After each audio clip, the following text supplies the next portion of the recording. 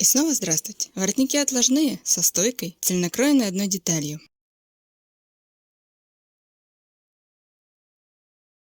А может быть, поля шляпы или манжеты рукавов? Выбирайте сами. Не устану повторять, что любая выкройка – это всего лишь чертеж на плоскости, то есть соотношение между собой линий по кривизне, длине и расстоянию между друг другом. Так что одни и те же схемы и выкройки подходят для абсолютно разных деталей кроя. Тем легче все это понять, чтобы не запоминать. А для этого предлагаю сегодняшний ролик.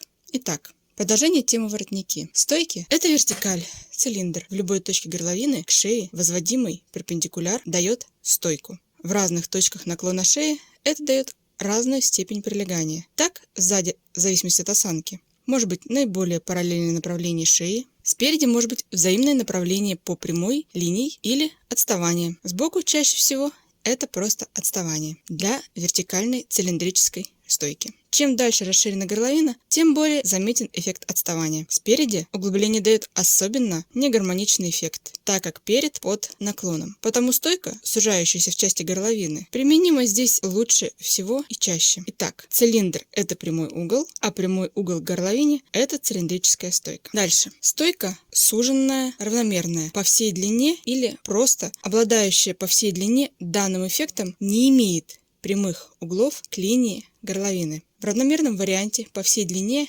эти два вида являются противоположностями. Их можно представить в виде полосы с разными полюсами и данными воротниками на концах. Отложной воротник. В базовом варианте это полное совпадание с линией горловины не только по длине, как во всех воротниках, но и по кривизне линии. Отличием и явным внешним признаком является длина внешнего края воротника. Так, отложной воротник означает явное превышение внешней линии отлета над линией горловины. Если стойке характерно равенство всех параллельных участков по длине, то коническое разведение отлета относительно горловины приводит к увеличению отлета. В минимальном варианте, не считая сужения как отрицательный вариант, хотя тоже применяемый, либо к цилиндрической стойке, либо к раструбу. Понимая основу конструкции каждого из этих воротников, можно понять базу отложного на цельнокроенной стойке воротника. Конструктор сам определяет по модели и особенностям фигуры, на каком участке горловины, к какому варианту воротника и в какой степени склониться. По сути, увеличение или уменьшение отложного воротника в кривизне линии горловины и приводит к возникновению стойки. Так что это не совсем разные виды, а просто разная степень одного явления. Ткань, как бумага, это плоскость. От одной линии в сторону одним куском, деталью, можно провести только один эффект – или расширение, или сужение. Иначе говоря, на одном участке детали нельзя совместить оба варианта без применения влажно-тепловой обработки и введения конструктивных элементов, например, выточек. Из этого следует вывод всего вышесказанного. Расширенный отлет на любой части воротника относительно линии горловины возможен только за счет расширения участка стойки. Все помнят, что чем дальше от начала расширения, тем большая степень расширения получается. Это значит, что минимальное расширение в начале стойки при общей достаточной высоте воротника, стойки и отложной части дает большее расширение, чем более низкий воротник по сравнению с высоким. Для того, чтобы воротник сзади был без углов по линии отлета, к тому же одной деталью, построение которой делается в размере половины длины горловины, как любая выкройка для половины, измерение для половины по длине. Центр детали чертится по центру глухой нераскрываемой части изделия, противоположной части, где есть раскрытие, застежка. Чаще всего это центр спинки, поэтому центр спинки под прямым углом к вертикали. Характер дальнейшей линии отлета и втачивания в горловину зависит от модели. Если без особенностей, то они обычно параллельны. Далее, понимая линейную зависимость стойки отлета, невозможно сохранить вертикальную стойку и расширенный отлет. Надо определиться, что и в какой степени важнее. Передвигая воображаемый ползунок в сторону вертикальной стойки или широкого отлета, создается каждый из участков воротника. Определившись с линией воротника, надо учесть ткань и внутренние слои укрепления. Они значительно могут подправить намеченную линию. Так, минимального перегиба, параллельного к стойке, может быть недостаточно для толстых пальтовых тканей, также с дополнительными слоями укрепления. Плюс надо учитывать возможность влияния соседних участков друг на друга. Так, необходимый перпендикуляр центра по спинке и нерасширенность отлета может быть компенсирована соседним участком. Ширина, необходимая для ровности, может быть различна в разной ткани и типе изделия. Тонкие ткани более подвержены сминанию в складке, сдавливанию в стойке от верхнего слоя отлета. Плюс необходимо учитывать расширенность и линию рельефа горловины. Горловина обычно более криволинейна для огибания рельефов шеи, когда она базовая, максимально к шее приближена. С расширением, углублением в сторону от шеи линия может иметь более сглаженный рельеф. Это означает меньше контрастных состыковок линий. В угловых, даже округлых стыках, даже вертикальная стойка имеет сильный избыток ткани при малейшем прилегании ткани к шее, например, в силу мягкости стойки. Потому даже стык двух линий прямых, где вертикальная стойка не дает расширения, явно дает лишнюю ткань, и лучше переход запланировать уменьшением.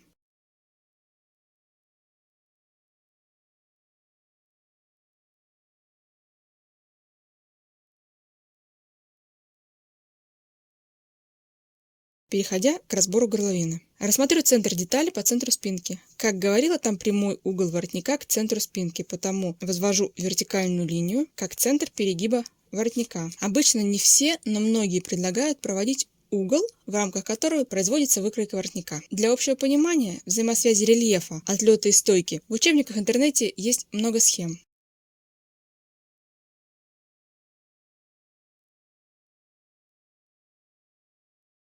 Они все основаны на высоте отступа от горизонтальной линии в центре спинки. В большинстве своем все схемы нужны для общего понимания построения взаимосвязи линий. Они базовые. Одна точка отступа от линии или две точки для создания кривизны, но они нисколько не повторят вашу горловину, ваши особенности фигуры, ваши изменения базовой горловины, ваши пожелания модельные.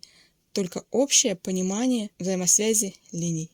Далее на горизонталь откладывается диагональ по длине горловины, естественно, 1/2. За вычетом некоторого числа, так как диагональ явно будет больше длины горловины, в одном или двух местах делается отступ от диагонали вверх, и через все точки проводится линия, которая станет основанием воротника, затем параллельно ей проводится верхняя линия отлета.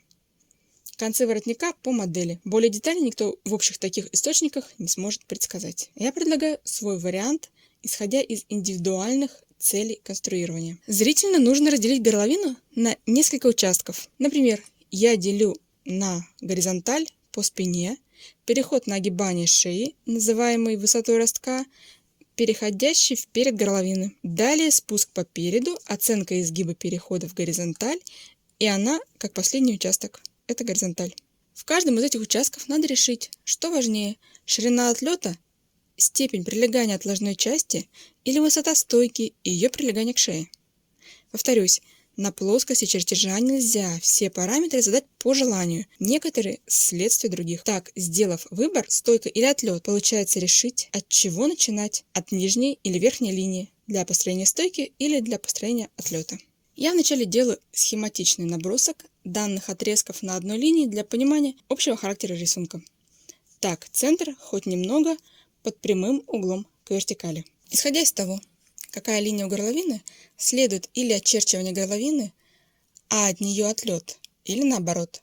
Мягкими переходами оформляется далее линия, чтобы избежать углов. Далее замеряю участки горловины по длине и сантиметровой лентой откладываю от прямого угла задуманный рельеф уже на самой выкройке. Это произвожу. Исходя из всех вышеназванных условий, рельеф может отражать ваши индивидуальные особенности горловины и пожелания формы. Подсказки для построения для начала схемы. Левая линия – это перпендикуляр. Верхняя линия ограничивает воротник по кривизне отлета, чтобы избежать угловатости. Каждый участок горловины обычно от центра шеи спрямлен или выгнутый, соединяясь в одну окружность. Схему я составляю, исходя из рельефа горловины. Для простоты и ориентирования беру линию горловины и рисую внутрь к центру шеи параллельную линию. Конечно же, она уменьшит свою длину. Вот теперь можно смотреть, что надо сделать, чтобы изменить ситуацию.